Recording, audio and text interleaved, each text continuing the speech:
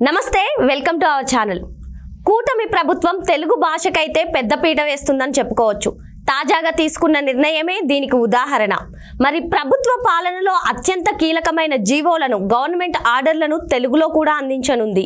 తెలుగు భాష సాంస్కృతిక వారసత్వాలకు ఇచ్చే గౌరవం అని కూడా తెలిపింది. మరి దీనిపై పూర్తిగా విశ్లేషించడానికి మనతో పాటుగా ఉన్నారు ప్రముఖ రాజకీయ విశ్లేషకులు అప్పసాని రాజేష్ గారు. వారిని అడిగి పూర్తి వివరాలు తెలుసుకుందాం. సార్ నమస్తే. సార్, ప్రభుత్వ పాలనలో ఎంతో కీలకమైనది జీవో. మరి ఆ జీవోలను తెలుగులో కూడా అందించాలని చెప్పి ప్రభుత్వం నిర్ణయం అయితే తీసుకుంది. ఈ మేరకు ఆదేశాలను కూడా జారీ చేసింది. మరి ఈ జీవోలను అయితే వెబ్ పోర్టల్లో ఉంచుతారో జీవో ఐఆర్లో ప్రతి ఇంగ్లీష్ జీవోలతో పాటు తెలుగు జీవోలు కూడా ఉండాలని చెప్పి అయితే నిర్ణయం తీసుకుంది. మరి ఈ నిర్ణయం వల్ల ఎక్కువ మందికి కూడా సమాచారం అందుతుందని కూడా చెప్పింది. దీనిపై మీ అభిప్రాయం ఏంటి సార్? ఇప్పుడు వాస్తవంగా చాలా ఆహ్వానించదగ్గ నిర్ణయం ఇది. ఎందుకంటే దేశంలోనే మొట్టమొదటిగా భాషా ప్రయుక్త రాష్ట్రంగా ఏర్పాటైన రాష్ట్రం ఆంధ్రప్రదేశ్ రాష్ట్రం. అంతకుముందు అంటే 1956కి ముందు భాష ప్రాతిపదిక రాష్ట్రాలు ఏర్పాటు జరగల. ఒకసారి మెడ్రాస్ స్టేట్లో అంతర్భాగంగా ఉన్న ఆంధ్రప్రదేశ్, ఆంధ్ర రాష్ట్రంగా తెలుగు మాట్లాడే ప్రాంతాలు మెడ్రాస్ స్టేట్ నుంచి విడివడి ఆంధ్ర రాష్ట్రంగా ఏర్పాటు జరగటం వల్ల తర్వాత 1956 నాటికి 1953లో ఆంధ్ర రాష్ట్ర ఏర్పాటు జరిగింది. 1956లో ఇంకొక తెలుగు మాట్లాడే ప్రాంతం హైదరాబాద్ స్టేట్లో ఉన్న తెలంగాణ ప్రాంతం. అంటే హైదరాబాద్ స్టేట్లో అప్పటికి కొన్ని మరాఠీ మాట్లాడే జిల్లాలు ఉన్నాయి, అవి మహారాష్ట్రలో కలిపారు. కొన్ని కన్నడ మాట్లాడే జిల్లాలు ఉన్నాయి, వాటిని కర్ణాటకలో కలిపేసి మొత్తం తెలుగు మాట్లాడే ప్రాంతాలను కలిపి ఆంధ్రప్రదేశ్ అని చెప్పని ఒక రాష్ట్రంగా ఏర్పాటు చేశారు. ఎప్పుడైతే ఆంధ్రప్రదేశ్ రాష్ట్ర ఏర్పాటు జరిగిందో అక్కడి నుంచి మనది వివిధ భాషల సమూహం మన భారతదేశం. ఇటువంటి పరిస్థితుల్లో వివిధ ప్రాంతీయ భాషలని కేంద్ర బిందువుగా చేసుకొని ఒడియా మాట్లాడే వాళ్ళందరినీ ఒడిస్సా, కన్నడ మాట్లాడే వాళ్ళందరూ కర్ణాటక, మలయాళం మాట్లాడే వాళ్ళందరూ కేరళ, తమిళం మాట్లాడే వాళ్ళందరూ తమిళనాడు, మరాఠీ మాట్లాడే వాళ్ళందరూ మహారాష్ట్ర, రాజస్థానీ మాట్లాడే వాళ్ళందరూ రాజస్థాను, గుజరాతీ మాట్లాడే వాళ్ళందరూ గుజరాత్, ఇట్లా భాషా ప్రాతిపదిక మీద రాష్ట్రాలు ఏర్పాటు జరిగింది. అంటే భాషకి మనం ఇచ్చిన ప్రాధాన్యత అది. ఇటువంటప్పుడు సహజంగానే ప్రభుత్వ పరంగా ఆ స్థానిక భాషలకి ఆ గుర్తింపు, గౌరవం ఇవ్వాలనేది కేంద్ర రాష్ట్ర ప్రభుత్వాలు చాలా ప్రయత్నాలు చేస్తూ వచ్చాయి. అంటే భాషలకు ఎంతటి ప్రాధాన్యత మనం ఇస్తాము అని అంటే, భారతదేశపు కరెన్సీ రిజర్వ్ బ్యాంక్ ద్వారా ముద్రించే ఆ నగదు నోటు మీద కూడా భారతదేశంలో చలామణిలో ఉన్న అధికార భాషలన్నీ భాషలలో అంటే ఆ నోటు మీద మెన్షన్ అయి ఉంటాయి. ఇటువంటి పరిస్థితుల్లో ఏ రాష్ట్రానికి ఆ రాష్ట్రం వాళ్ళ భాషకి గుర్తింపు, గౌరవం తెచ్చుకోవాలి, వాళ్ళ సంస్కృతిని కాపాడుకోవాలని చెప్పిన ప్రయత్నం చేస్తూ ఉంటారు. ఇటువంటి ప్రయత్నం ఆంధ్రప్రదేశ్ రాష్ట్రంలో కూడా కొన్ని ప్రభుత్వాల హయాంలో కొంత జరిగినా ఎన్టీ రామారావు గారు ఆంధ్రప్రదేశ్ రాష్ట్ర ముఖ్యమంత్రిగా బాధ్యతలు చేపట్టే నాటికి ఒక రకంగా ఉన్న పర్సెప్షన్ ఏంటి అంటే, అప్పటికి జాతీయ స్థాయిలో కూడా దక్షిణాదిలో ఆంధ్రప్రదేశ్ అనేది ఒక రాష్ట్రం ఉంది, ఆ రాష్ట్రంలో ప్రజలు తెలుగు మాట్లాడతారు. తమిళనాడు అనే ఒక రాష్ట్రం ఉంది, ఆ రాష్ట్ర ప్రజలు తమిళం మాట్లాడతారు. కర్ణాటక అనే ఒక రాష్ట్రం ఉంది, ఆ రాష్ట్ర ప్రజలు కన్నడ మాట్లాడతారు. కేరళ అనే ఒక రాష్ట్రం ఉంది, ఆ రాష్ట్ర ప్రజలు మలయాళం మాట్లాడతారు అనేది కూడా ఉత్తరాది వాళ్ళకి తెలియదు. వాళ్ళ ఉద్దేశం ఏంటి అంటే, దక్షిణాదికి సంబంధించి ఏ రాష్ట్ర వాసులైనా, ఏ భాష మాట్లాడే వాళ్ళైనా వాళ్ళందరూ మద్రాసీలే. ఆంధ్రప్రదేశ్ అనే ఒక గుర్తింపు కానీ, తెలుగు భాష అనేది ఒకటి ఉందనే గౌరవం కూడా, గుర్తింపు కూడా ఉత్తరాది వాళ్ళకి లేని పరిస్థితిలో ఎన్టీ రామారావు గారు ఆంధ్రప్రదేశ్ రాష్ట్ర ముఖ్యమంత్రిగా పదవి బాధ్యతలు చేపట్టిన తర్వాత ఆయన ఏర్పాటు చేసుకున్న పార్టీ పేరే తెలుగుదేశం. అంటే తెలుగు స్థానికతగా ఆ పార్టీ ఆవిర్భవించింది. ఇటువంటి పరిస్థితుల్లో ఆయన చాలా అత్యున్నత ప్రాధాన్యత తెలుగుకి ఇచ్చారు. ఆ రోజుల్లో ప్రతి ప్రభుత్వ పథకానికి తెలుగు అని ఉండేది. ఆఖరికి అంటే ఆయన తెలుగుకి ఇచ్చిన ప్రాధాన్యత ఏంటి అంటే, ఆ రోజుల్లో ప్రభుత్వ సారాయి దుకాణాలను ఉండేవి. ప్రభుత్వమే సారాయి ఆ, నిర్వహణ చూసేది. ఆ సారాయి దుకాణాలకి కాంగ్రెస్ ప్రభుత్వ హయాంలో ప్రభుత్వ సారాయి దుకాణం అనేవాళ్ళు. ప్రసాదు అని ఎవరన్నా ప్రసాద్ అని పేరుంటే వాళ్ళని వేళాకోళం చేసేవాళ్ళు అనమాట. ప్రసాద్ అంటే ప్రభుత్వ సారాయి దుకాణమా అనేవాళ్ళు. ఇటువంటి పరిస్థితుల్లో నాడు ముఖ్యమంత్రిగా పదవి బాధ్యతలు చేపట్టిన ఎన్టీ రామారావు గారు దానికి పెట్టిన పేరు కూడా తెలుగు వారుని వాహిని పథకం. అంటే ఎంత అందమైన తెలుగుతోటి ఆయన పేర్లు పెట్టేవాళ్ళు అని అంటే అంటే తెలుగు విశ్వవిద్యాలయాన్ని కూడా మొట్టమొదటిగా పొట్టి శ్రీరాములు గారు వారు అమరులయ్యి ఆంధ్ర రాష్ట్రాన్ని సాధించారు కాబట్టి వారి జ్ఞాపకార్థం మొట్టమొదటిగా తెలుగు కోసం ఒక విశ్వవిద్యాలయాన్ని ఏర్పాటు చేశారు. తెలుగుకి చాలా ప్రాధాన్యత ఇచ్చేవారు. చాలా స్పష్టమైన తెలుగులోనే వారి ప్రసంగాలు ఉండేవి. అప్పటికి అధికార భాషా సంఘాలు అనేవి నామమాత్రంగా ఉండేవి.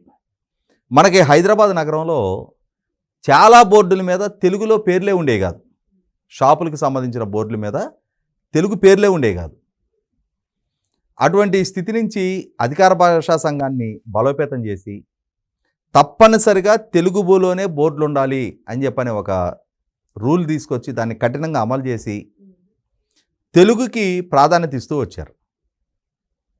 ఇక్కడ ఎన్టీ రామారావు గారికి తెలుగుకి ఇచ్చిన ప్రాధాన్యత నాకున్న అంటే నా కళ్ళతో ప్రత్యక్షంగా చూసిన ఒక అనుభవం చెప్తాను నేను. మా విలేజ్కి చాలా సమీపంలో సంగండేరి ఉంటుంది. ఇప్పుడు పొన్నూరు శాసనసభ్యులు ధూళిపాల నరేంద్ర గారి తండ్రి గారు వారు సంగండేరి చైర్మన్గా ఉండేవారు. ధూళిపాల వీర చౌదరి గారు వారు ఎన్టీ రామారావు గారి క్యాబినెట్లో మినిస్టర్. వారి ఆధ్వర్యంలో ఆ సంగండేరిలో ఇప్పుడు మనం నిలవ ఉండే పాల ప్యాకెట్లు టెట్రా ప్యాకెట్స్ అంటున్నాం కదా, ఆ టెక్నాలజీని తీసుకొచ్చి ఆ టెక్నాలజీ ప్రారంభోత్సవం అనేది రాష్ట్ర ముఖ్యమంత్రి ఎన్టీ రామారావు గారి చేతుల మీదుగా చేయాలని చెప్పి నిర్ణయించుకొని వారిని ఆహ్వానించారు. ఆ రోజుల్లో అంటే 1989 కంటే ముందు మాట ఇది నేను చెప్పేది. ఎన్టీ రామారావు గారు ఏదైనా ఒక ప్రాంతానికి వస్తున్నారు అని అంటే ఒక జాతరలాగా ప్రజలందరూ తరలొచ్చేవాళ్ళు. మా ఊరికి 6-7 కిలోమీటర్ల దూరంలో ఉంటుంది. అంటే రోడ్ రూట్ అయితే కొంచెం దూరం ఉంటుంది, కానీ మా అడ్డదారిలో వెళ్తే మాకు చాలా దగ్గర. మొత్తం ఊళ్ళకూళ్ళు కదిలొచ్చేసినాయి. ట్రాక్టర్లు, బైకులు, సైకిళ్ళు, ఎవరికి అవకాశం ఉంటే నడిచొచ్చేవాళ్ళు వేల మంది పోగైపోయారు. ఎన్టీ రామారావు గారు వస్తున్నారు కదా అని చెప్పని మేమందరం అటెండ్ అయ్యాం. నేను డిగ్రీ సెకండ్ ఇయర్ ఫైనల్ ఇయర్లో ఉన్నట్టున్నా అప్పటికి. ఆ పథకానికి ఎన్టీ రామారావు గారు పెట్టిన పేరేంటి అంటే తెలుగు అనేది కామన్. ఆయన ఏ పథకానికైనా ముందు తెలుగు పెడతారు. విజయ అనేది అప్పుడు కోఆపరేటివ్ స్ట్రక్చర్కు ఉన్న బ్రాండింగ్. అప్పటికి ఇప్పటికి కూడా ఇప్పుడు విజయ మిల్క్ అంటారు కదా, ఈ కోఆపరేటివ్ స్ట్రక్చర్కు ఉన్న బ్రాండ్ నేమ్ విజయ. తెలుగు విజయ, క్షీర అంటే పాలు, నిలవ ఉండే ప్యాకెట్లు కదా ఇవి. తెలుగు విజయ క్షీర నిక్షిప్త పథకం అని పెట్టారు ఆయన. నిక్షిప్తం అంటే దాయటం, ఎక్కువ రోజుల పాటు నిలవ ఉండటం. మామూలుగా అదొక గ్రాంధికం లాగా అనిపిస్తుంది, కానీ ఎంత అందమైన తెలుగు పదాలు అవి. తెలుగు విజయ క్షీర నిక్షిప్త పథకం. ఆ కార్యక్రమంలో నేను పాల్గొన్నా.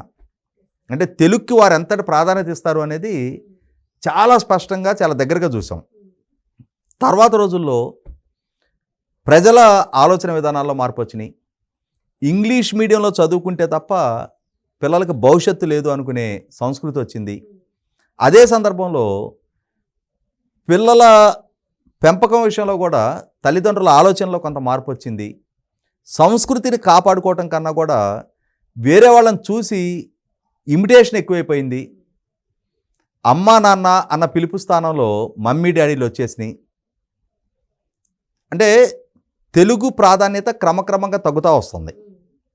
ఈ తగ్గుతూ వస్తున్న సందర్భంలో చంద్రబాబు నాయుడు గారి ప్రభుత్వమే 2014-19 మధ్య మున్సిపల్ స్కూల్స్లో ఇంగ్లీష్ మీడియం ఒక ఆప్షన్గా తీసుకొచ్చింది. అప్పటి వరకు కూడా ప్రభుత్వ పాఠశాలలన్నీ కూడా తెలుగు మీడియంలోనే ఉండేవి.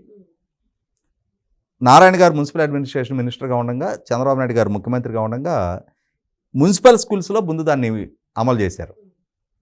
తర్వాత రోజుల్లో జగన్మోహన్ రెడ్డి గారు ముఖ్యమంత్రి అయిన తర్వాత ఆయన మొత్తం తెలుగు మీడియంనే తీసేసి ఇంగ్లీష్ మీడియంని అమల్లోకి తీసుకొచ్చారు. వాస్తవంగా అయితే ఏంటంటే అదే టైంలో కేంద్ర ప్రభుత్వం జాతీయ విద్యా హక్కు చట్టాన్ని తీసుకొచ్చింది. జాతీయ విద్యా హక్కు చట్టంలో మెన్షన్ చేసింది ఏంటి అంటే 1వ తరగతి నుంచి 8వ తరగతి వరకు ఏ పిల్లవాడైనా సరే మాతృభాషలో విద్యాభ్యాసం జరగాలి. మాతృభాషలో విద్యాభ్యాసం జరిగితే తర్వాత మిగిలిన భాషలు సహజంగానే నేర్చుకోగలుగుతారు. అసలు మాతృభాషనే దూరం చేసేసి మాటలు వచ్చి రాని రోజుల నుంచి కూడా పరాయి భాష నేర్పటం అనేది ఒక ఫ్యాషన్గా మారిపోయింది. నేను చాలా కుటుంబాల్లో చూసా. పల్లెటూళ్ళల్లో పుట్టి పెరిగి ఉద్యోగరీత్యా విదేశాల్లో స్థిరపడ్డ వాళ్ళు, వాళ్ళ మూలాలు పల్లెటూళ్ళే, వాళ్ళ మాతృభాష తెలుగే. వాళ్ళు ఇంట్లో మాట్లాడితే వాళ్ళ పిల్లలకు కూడా తెలుగే వస్తుంది. కానీ వీళ్ళేంటి, మా పిల్లలకు తెలుగు రాదు అని చెప్పడం ఒక ఫ్యాషన్గా మారిపోయింది. నేర్పిస్తే రాందేముంటుంది, ఇంగ్లీష్ నేర్పిస్తే ఇంగ్లీష్ రావట్లా. మీరు పట్టుబట్టి తెలుగు అంటే చిన్న చూపుతోటి ఇవాళ మీరు పల్లెటూళ్ళలో పుట్టి పెరిగారు, రైతు కుటుంబాల్లో పుట్టి పెరిగారు, మీరు ఇవాళ ఇంగ్లీష్ నేర్చుకొని విదేశాల్లో చలమణి అవుతున్నారుగా. మరి మీ పిల్లలు ఎందుకు కారు? మీరు తెలుగులో మాట్లాడటం వాళ్ళకి నేర్పించినా ఖచ్చితంగా అక్కడ సమాజంలో పెరుగుతున్నప్పుడు ఇంగ్లీష్ కూడా నేర్చుకుంటారు. వాళ్ళు ఇంగ్లీష్లో కూడా రాణిస్తారు. మీరు ఎలా అయితే రాణిస్తున్నారో మీకన్నా మీ పిల్లలు మరింత వేగంగా మరింత చురుగ్గా రాణిస్తారు. అది గమనంలోకి తీసుకోకుండా ఎక్కడో విదేశాల్లో ఉన్నాళ్ళే కాదు, హైదరాబాద్ నగరంలో కూడా నేను చాలామందిని చూసా. పిల్లలతో సంభాషించే సందర్భంలో ఇంగ్లీష్లో మాట్లాడటం ఫ్యాషన్ అని ఫీల్ అవుతూ ఉన్నారు. నీ మూలాలు నువ్వు కోల్పోతున్నావు. ఇంగ్లీష్ అంటే ఉన్న మోజుతోటి నీ మూలాల్ని నువ్వు నాశనం చేసుకుంటా ఉన్నావు. వాడి నేటివిటీ ఏంటనేది వాడికి పరిచయం చేయకుండా పరాయి నేటివిటీని వాడి మీద బలవంతంగా రుద్దుతూ ఉన్నావు.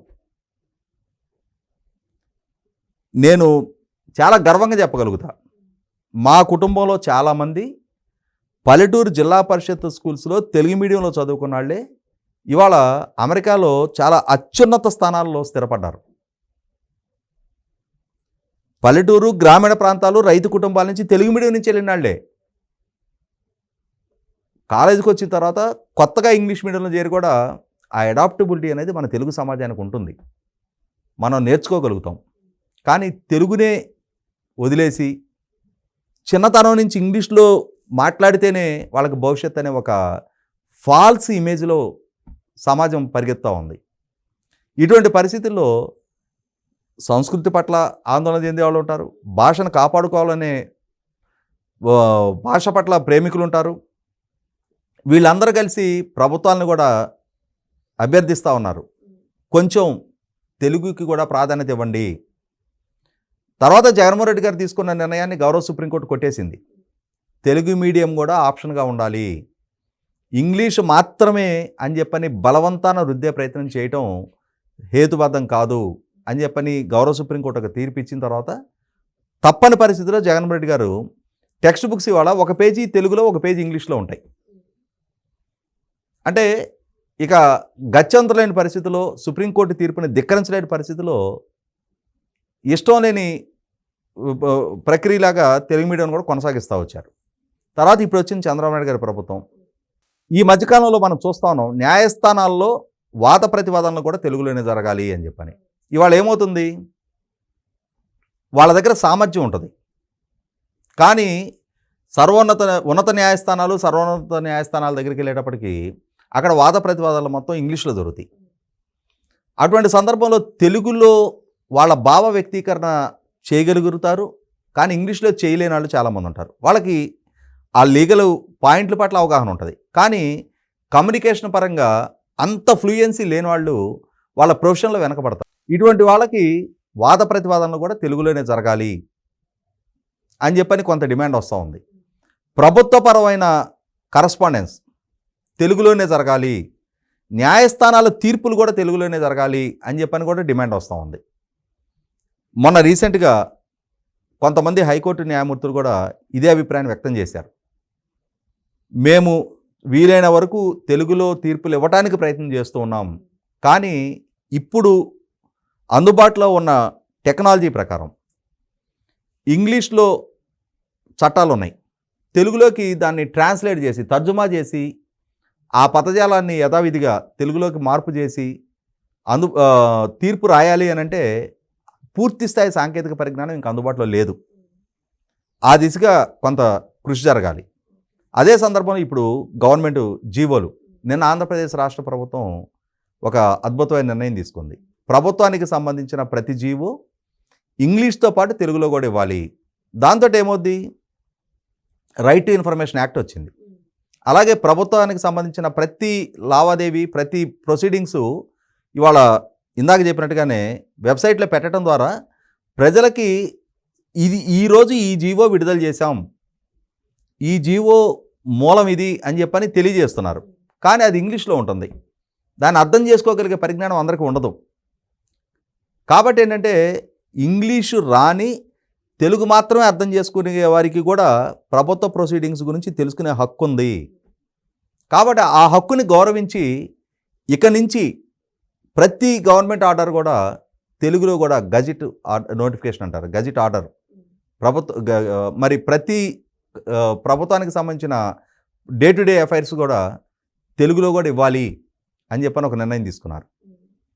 ఇది ఖచ్చితంగా ప్రభుత్వ పారదర్శకత నిదర్శనం, ప్రజలకున్న తెలుసుకునే హక్కుని గౌరవించడం, ప్రభుత్వాన్ని తామెన్నుకున్న ప్రజలు ఆ ప్రభుత్వంలో ఏం జరుగుతుందనేది తెలుసుకునే హక్కు వాళ్ళకు ఉంది. ఆ హక్కుని గౌరవిస్తూ ప్రభుత్వం తీసుకున్న నిర్ణయాన్ని ఖచ్చితంగా స్వాగతించాలి. ఓకే సార్, మరి ప్రభుత్వం ఏ నిర్ణయాలు తీసుకుంటుందో ఆ నిర్ణయాల పట్ల ప్రజలకు కూడా తెలియాలని చెప్పి ఈ నిర్ణయం తీసుకోవడం అయితే హర్షణీయమని సార్ అంటున్నారు. అదే విధంగా మన నేటివిటీని మన పిల్లలకు చెప్పే బాధ్యత మనపైనే ఉందని కూడా సార్ చెప్తున్నారు. Thank you sir.